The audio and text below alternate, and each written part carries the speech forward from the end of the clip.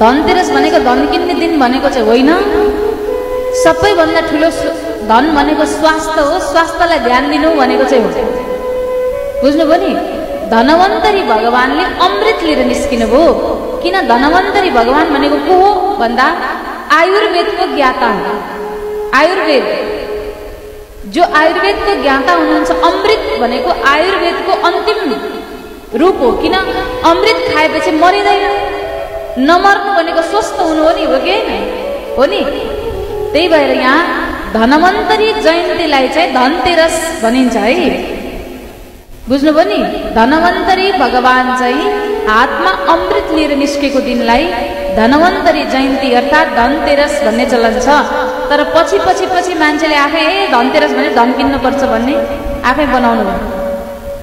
तर वास्तविकतामा धनवन्तरी भगवान यो धरामा आएको दिनलाई धनतेरस भनिन्छ।